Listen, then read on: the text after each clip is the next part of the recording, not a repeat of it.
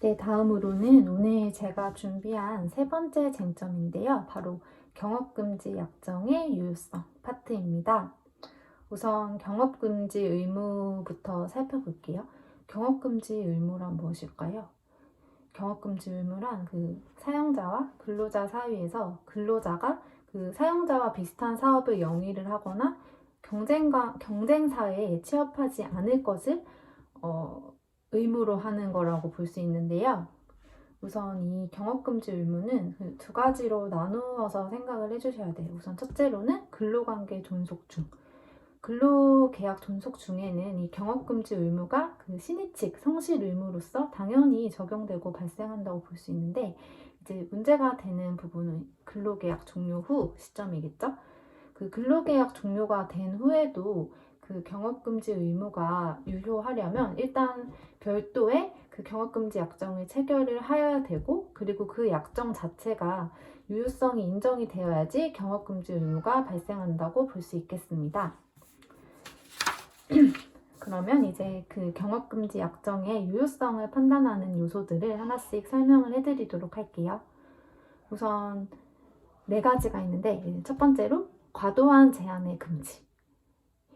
약정이 있다고 하더라도 그 약정이 헌법상 보장된 직업 선택의 자유, 그리고 근로권, 그리고 자유로운 경쟁을 과도하게 혹은 지나치게 제한을 하는 경우에 민법 103조 반사회적 법률 행위로서 무효로 처리가 되거든요.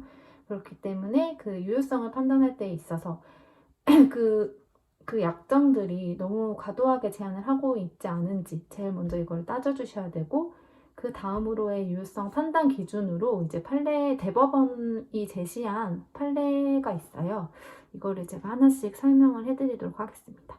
우선 제일 핵심 키워드가 보호할 가치가 있는 사용자의 이익이 있는지, 그리고 근로자의 퇴직 전 지위, 그리고 근로자가 어떻게 퇴직을 하게 되었는지 그 경위, 그리고 이 경업금지 약정을 체결을 함으로써 근로자가 어떠한 대가를 제공받았는지의 유무, 그리고 경업 제한의 기간, 그리고 지역, 그리고 직종, 이 모든 것들이 좀 종합적으로 고려를 해주셔야 되는데요. 그 중에서 또 별도로 보호할 가치가 있는 사용자의 이익이 무엇인지 판례는 한 번 더 분서를 해서 설명을 해주고 있어요. 우선 부정경쟁 방지 및 영업비밀 보호에 관한 법률 2조 2호에서 정한 영업비밀, 그리고 그 사용자만이 가지고 있고 그것을 누설하지 않기로 약정한 정보와 노하우, 그리고 고객 관계, 신용의 유지, 이 모든 것들이 보호할 가치가 있는 사용자의 이익이라고 판시가 되고 있습니다. 그리고 이것에 관한 입증 책임, 이 경업금지 약정이 유효하다는 입증 책임은 사용자가 지게 되고요. 그리고 이 약정을 위반하게 되면 어떤 효과가 발생을 할까요? 사용자는 근로자에게 전직금지 가처분 신청도 가능하고 손해배상 청구도 가능합니다. 유효성 판단함에 있어서 과도한 제한의 금지, 그리고 유효성 판단 기준, 그리고 보호할 가치가 있는 사용자의 이익을 좀 세부적으로 서술해 주시는 것, 그리고 입증 책임은 사용자에게 있는 것, 그리고 약정 위반 효과까지 이 4가지 모두 답안지에 잘 작성을 해주셔야 되겠습니다. 이제 그 다음에 문제풀이로 한번 가볼까요? 자, 이제 문제가 주어졌을 때 제가 계속 설명을 드렸었죠. 총 논점의 정리부터 어떻게 해야 될까요? 일단 이 경업금지 약정이 아마 주어졌겠죠. 그러면 이 경업금지 약정의 유효성을 내가 판단을 해보겠다. 그리고 그 판단 기준을 보호할 가치가 있는 사용자의 이익을 중점적으로 판단을 하겠다. 이렇게 키워드를 먼저 시작을 해 주시는 게 좋고요. 그 다음에 이제 이번 목차에는 경업금지 의무에 대해서 간략하게 설명을 해주셔야 돼요.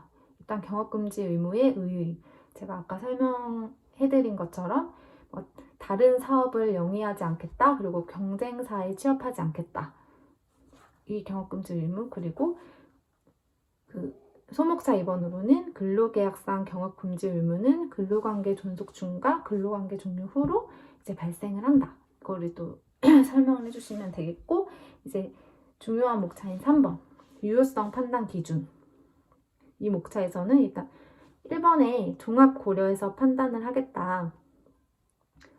그리고 과도한 제한에 금지가 없어야 한다. 이거를 꼭 적어주셔야 되고, 그 다음에 보호할 가치가 있는 사용자의 이익이 있는지, 제가 말씀드린 키워드들 중심으로 다 적어주셔야 되고, 그 다음에 3번에 입증 책임, 그리고 또 4번에 약정 위반 효과까지 아까 말씀해주신 거 그대로 순서대로 작성을 해주시면 되고요. 그 다음에 사안의 적용 파트에서는 그 문제에서 주어진 경업금지 약정의 성격들이 있겠죠? 그 보호할 가치가 있는 사용자의 이익이 무엇인지, 그리고 근로자의 퇴직 전 지위와 경위, 대가 제공의 유무 이런 것들을 하나씩 엮어가지고 사안의 적용에 적어주시고, 그 다음에 결론에 이 경업금지 약정은 유효이다, 무효이다 이런 식으로 작성을 해주시면 되겠습니다. 그리고 제가 그 경업금지 약정에 대해서 좀 이해도를 넓히기 위해서 관련 판례 2가지도 준비를 해봤는데요. 한번 편하게 들어주시면 좋을 것 같아요. 우선 경업금지 약정을 무효로 본 사례가 있었는데, 경업금지에 대한 보상이 없었고 그 기간이 너무 과도하게 길었고, 그리고 그 경업금지 약정으로 인해서 그 근로자가 생계에 상당한 위협이 있었고, 그리고 배신성이 크다고 보기 어렵다는 점을 종합적으로 고려를 했을 때, 이 경업금지 약정 자체가 직업선택의 자유와 근로권 등을 과도하게 제한을 한다고 봐서 이 경업금지 약정이 무효라고 본 사례가 있었고, 그리고 경업금지 약정을 또 유효로 본 사례도 있었어요. 비록 그 경업금지 약정을 체결함으로써 근로자의 보상이 없었더라도 오랜 기간 동안 고용보장, 적정한 승진 등 경업금지 약정에 대한 대상으로 볼 수 있고, 회사에 보호할 가치가 있는 이익이 더 크다. 그렇기 때문에 경업금지 약정은 유효이다. 이런 식으로 관련 판례들이 있으니까 이것도 저희가 사안에 적용을 할 때 활용을 하면 좋을 것 같아서 한번 말씀해 드려봤습니다. 네, 지금까지 제가 준비한 강의는 여기까지인데요. 사실 저도 아직은 강의를 준비하는 입장이라 조금 많이 부족한 점이 많습니다. 또 그래도 이제 여러분과 같이 성장하면서 좋은 모습 보여드릴 수 있도록 저도 열심히 노력을 할 테니까 끝까지 지켜봐 주시면 감사드리겠습니다. 그러면 저는 다음 강의에서 뵙도록 할게요. 감사합니다.